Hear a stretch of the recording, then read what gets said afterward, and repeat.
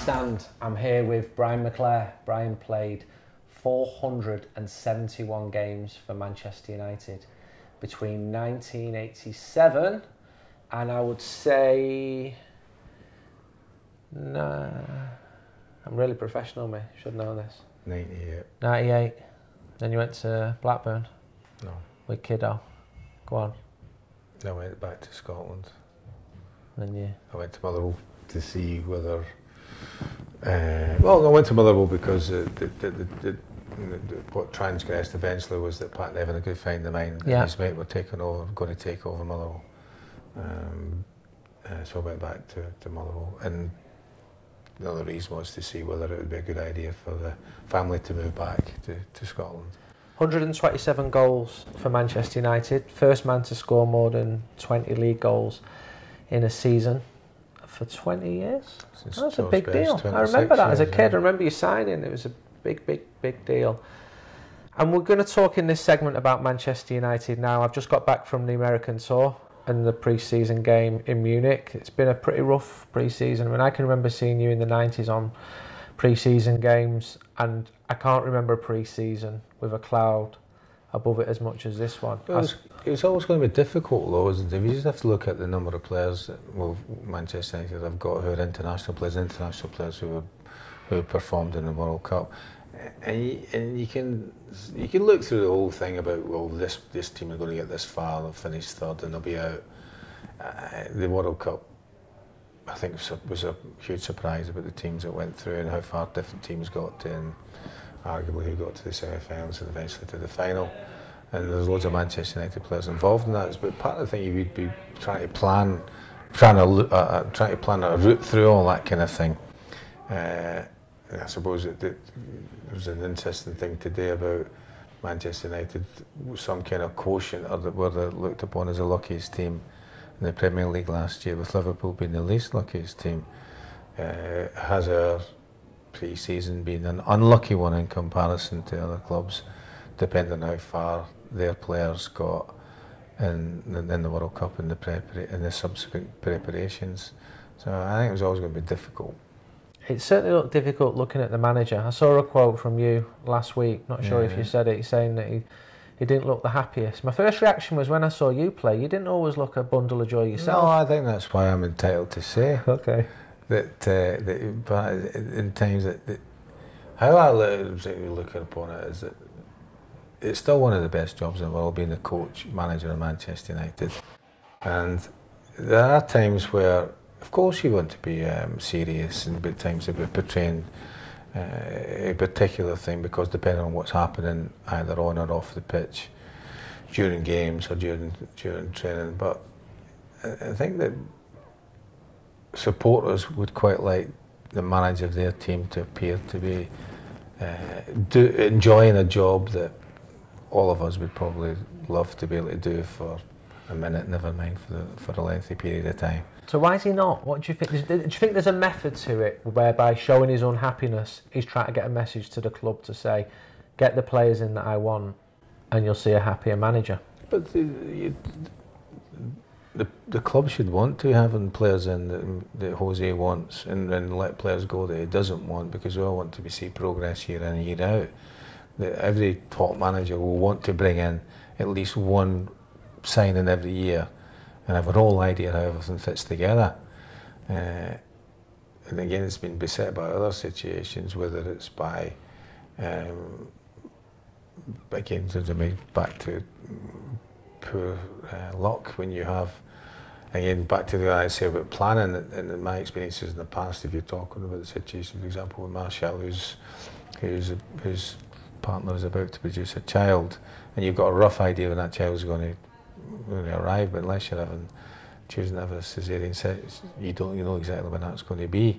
But you like to think that would be boxed off, and since you're going back there, you can go to the birth of your child, which is one of the best things, if not the best thing you can be at, but you report back to whatever else it is, and then there's not a huge hoo-ha about it. But when two people don't get on, they don't communicate as well as they should do. Martial wants to leave, so maybe telling Manchester United shouldn't be, or wasn't at the top of his priority. Wants to leave the training camp, or does he want to leave the club? Wants to leave the club. Well, that should be resolved, isn't it? Is that you're going to be left in a situation potentially where you have a couple of players who want to leave.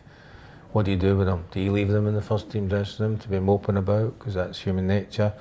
Do you take them out of the first team dressing room and you put them into the second team dressing room, and then if they're affected the humour and mood of the second team? It's a difficult one. What they did with David De Gea, they didn't let him go, and then he reintegrated back into the first team, and things went all right. I think Ed Woodward is hoping that Martial, I think he's a very talented player, I don't know what you think about him, and that he would reintegrate and come good, the situation would change. I'm sure you've seen players have difficult times and then gone on to have better times at Manchester United. The interesting point you're making there, it's not really for the chief executive or any executive to decide whether the player's going to be happy or not. That's the coach's responsibility within the player, and also the players as well. So you have to. But he is deciding that. Well, you have to be deciding. I mean, for me, it should be the coach to decide what's happened with the players. Do United need a sporting director?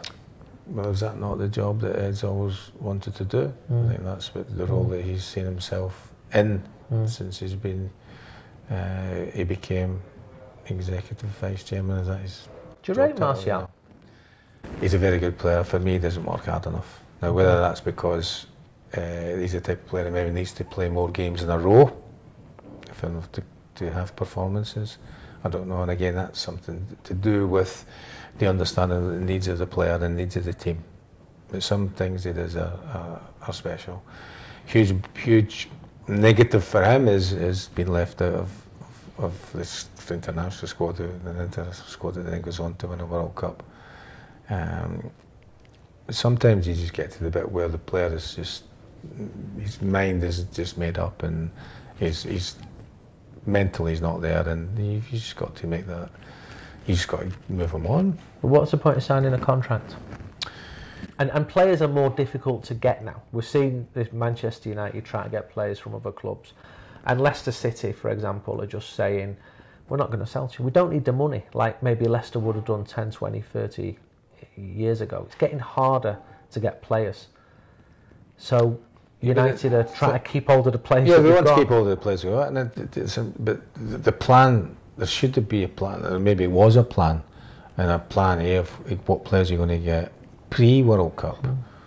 Harry Maguire had a successful World Cup. Would he have been on United's radar before World Cup? I'm not quite sure. There's a worry it's a fashion signing. And maybe, and if you go through the history of World Cups and European Championships and players that have been recruited because they've been seen in those things, there's been a huge amount of failure in England anyway, particularly players that have signed going back for years. It's always been the case that top managers and coaches scout players on a long-term basis.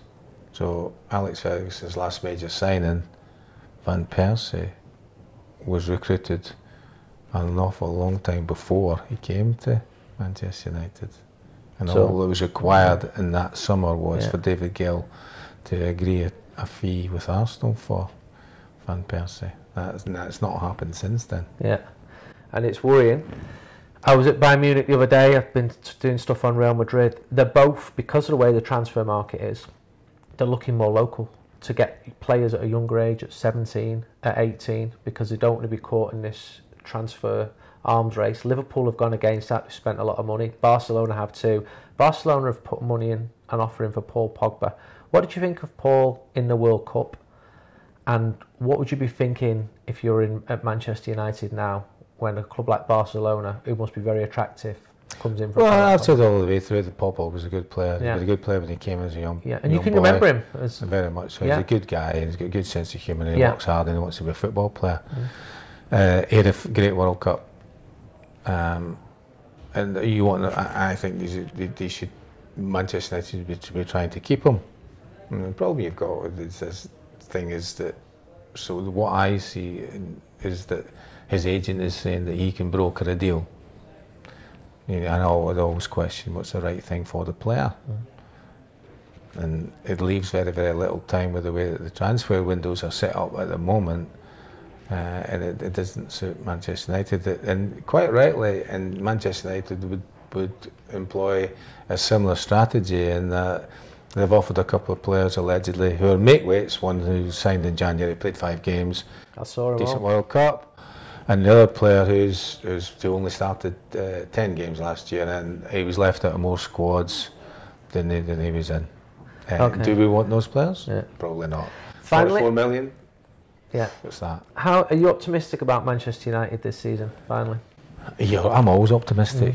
Yeah, I'm always optimistic about it. But it has to be then measured upon City, obviously, where they are at. They've added Mahrez, they've got another player back who was injured long term in Mendy last year, and Liverpool have spent, I think, fairly wisely since January to now, and they look pretty strong as well. Okay, that's it for this segment. Thank you very much, Brian.